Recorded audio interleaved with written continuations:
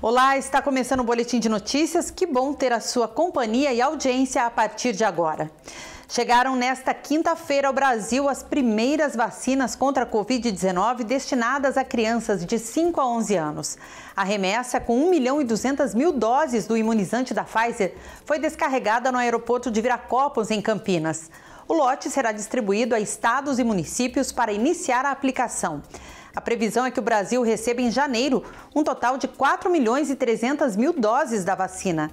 A remessa é a primeira de 3 que serão enviadas ao país.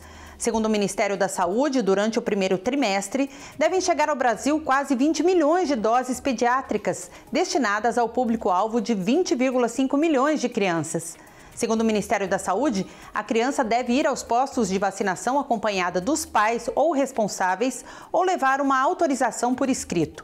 O esquema vacinal será de 2 doses, com intervalo de 8 semanas entre as aplicações. Mesmo antes da chegada dessas vacinas, algumas cidades do país já começaram a convocar os pais para um pré-cadastro. Então, a expectativa é que essa nova etapa de vacinação contra a Covid seja feita de forma agilizada em todo o Brasil. A variante Ômicron do coronavírus preocupa a população, mas o ministro da Saúde, Marcelo Queiroga, disse que o país tem hoje uma boa infraestrutura para enfrentar, inclusive, uma piora no cenário. Queiroga também voltou a enfatizar que tomar todas as doses da vacina é a principal medida para impedir o avanço da nova cepa. O melhor instrumento para enfrentar a variante Ômicron do coronavírus continua sendo a vacinação.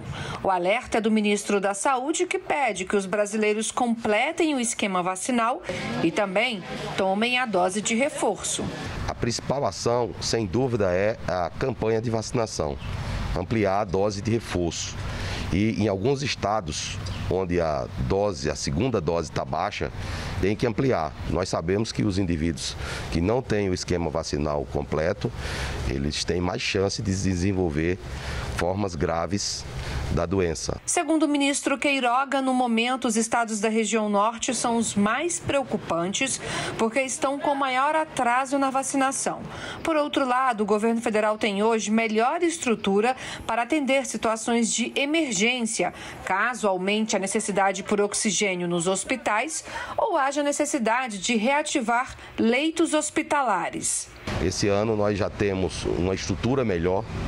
Vários dos hospitais têm hoje tanques criogênicos, a capacidade logística de distribuir o oxigênio melhorou, de tal sorte que, se houver uma pressão sobre o sistema de saúde na região norte, o preparo hoje é bem maior. A testagem em massa é outra prioridade do Ministério da Saúde. Ainda este mês, a pasta pretende distribuir 15 milhões de testes rápidos de Covid-19.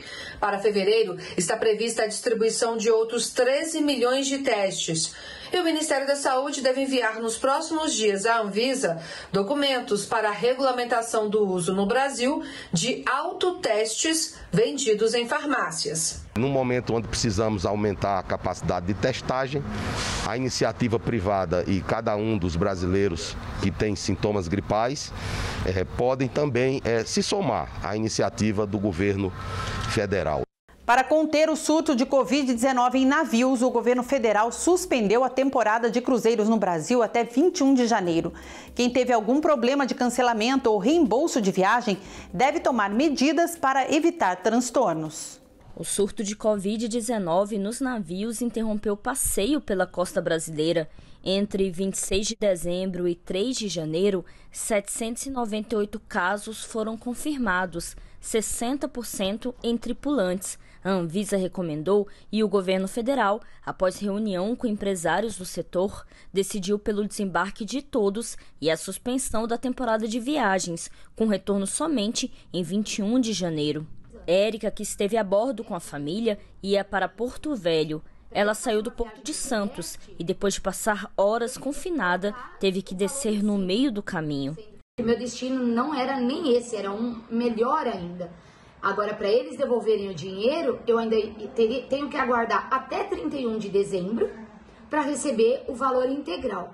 Só que, para mim, na minha opinião, todos nós deveríamos ser indenizados por danos morais. Quem comprou pacotes para passeios em cruzeiros deve ficar atento. Desistindo ou não da viagem, precisa saber o que tem direito. Está disponível a plataforma de autocomposição de conflitos do governo federal, o consumidor.gov.br. Nessa plataforma, o consumidor pode registrar a sua queixa e terá a sua reclamação atendida num prazo de até 7 dias. A nossa percentual de atendimento da plataforma chega até 80%. A segunda província mais populosa do Canadá quer cobrar uma taxa de quem não tomar a vacina da Covid-19. E a Organização Mundial da Saúde afirma que metade dos europeus pode contrair a variante Ômicron em questão de semanas. Se as taxas de contágio continuarem no ritmo em que estão, a OMS estima que metade da população da Europa deve testar positivo dentro de 6 a 8 semanas. 26 países da divisão europeia da OMS já confirmaram que ao menos 1% da população tem contraído a nova variante a cada semana. O foco, segundo a organização, é evitar o colapso dos sistemas de saúde. Um grupo de especialistas independentes que trabalha junto à OMS afirmou ainda que a vacina contra a Covid pode ter que ser adaptada para proteger melhor contra a Ômicron e contra futuras variantes. Segundo eles, repetir a composição original não é o ideal, embora seja a única opção no momento. Uma vacina específica contra a Ômicron ou uma vacina multivalente podem ser a opção no futuro. A segunda província mais populosa do Canadá tem planos de instalar nas próximas semanas uma taxa para quem se recusar a tomar a primeira dose da vacina contra a Covid nas próximas semanas. A cobrança pode chegar a $100 canadenses, o equivalente a quase R$450. A medida não vai se aplicar a quem não pode tomar a vacina por razões médicas. Eu falo agora sobre a situação das chuvas em Minas Gerais. O estado já tem 341 municípios em situação de emergência. Este é o maior número por causa das chuvas nos últimos 8 anos. Em número de mortes, este é o segundo pior período chuvoso. Desde outubro do ano passado, 24 pessoas morreram no estado. Deslizamentos de encostas e enxurradas são as duas principais causas de mortes. Outra situação preocupante são 31 barragens que estão em algum nível de emergência e que já estão sendo acompanhadas pelas autoridades nesse período de chuvas. Segundo o Plano de Emergência Pluviométrica de Minas, apesar dos investimentos em prevenção e gestão de desastres, o estado tem apenas 46 integrantes no quadro fixo e 13 carros para todos os 853 municípios. De acordo com o documento, o relevo montanhoso de Minas favorece chuvas e ocorrência de desastres.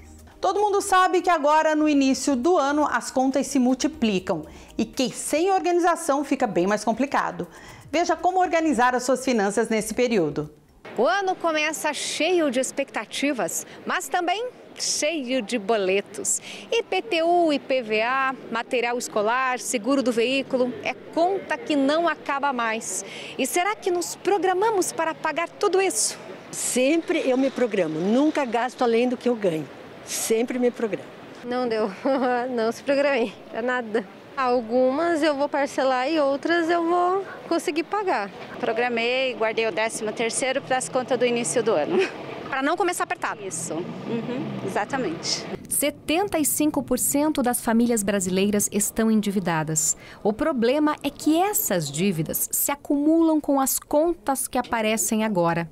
De acordo com essa especialista em finanças, só tem um jeito para sair desse ciclo de endividamento: organizar o orçamento desde já. A primeira coisa é a pessoa entender o que vai fazer sentido para ela, o que é melhor. Então, planilha, aplicativo, caderninho, você vai escolher a melhor forma para você. O importante é você fazer. É você entender o que eu consigo cortar de gastos hoje, nesse exato momento, para que o próximo mês, no meu próximo pagamento, eu já consiga enxergar um dinheiro sobrando para que eu possa guardar, para que eu possa investir, já pensando lá na frente. A reserva financeira é exatamente para esses momentos, para pagar esses boletos que iniciam o ano aí já batendo na nossa porta. Então, é exatamente para isso. E também para emergências. Poupe o que der para poupar no momento. Se for 5%, se for 2% da sua renda, poupe. O importante é você começar. Mas e se esquecemos desse planejamento? Como lidar com as contas agora, sem comprometer o ano todo? É tentar agora harmonizar o que foi possível ganhar no ano passado, né? Foi um ano bastante difícil para todo mundo, com o que tem de orçamento agora, de despesa, né? Com os filhos, com a minha pós-graduação, com as despesas, né, correntes do mês. Então, vou tentar harmonizar. No que dá para parcelar, o que dá para adiantar, para não deixar acumular, né? Para quem não se organizou, mas tem a possibilidade de fazer esse pagamento à vista com desconto, sempre é o mais recomendado, porque daí você não vai jogando para os meses futuros essa parcela que vai acabar pesando também no seu orçamento. E lembre-se, planejar não serve só para pagar contas, mas também para realizar aquele sonho. Você precisa se planejar tanto para essas contas, como também para você realizar teus sonhos. Você, por exemplo, tem um sonho de viajar com a sua família e você fica naquela, poxa, eu queria tanto fazer uma viagem com a minha família, mas eu nunca consigo. Então, assim, é possível sim, desde que você se planeje, desde que você se organize. Faltam quantos meses ou daqui quanto tempo eu pretendo fazer essa viagem com a minha família? Daqui 1 ano, 2 anos? Então, quanto eu preciso guardar por mês para fazer essa viagem? E daí sim, você vai reduzir custos para fazer sobrar esse valor para você fazer essa viagem com a tua família.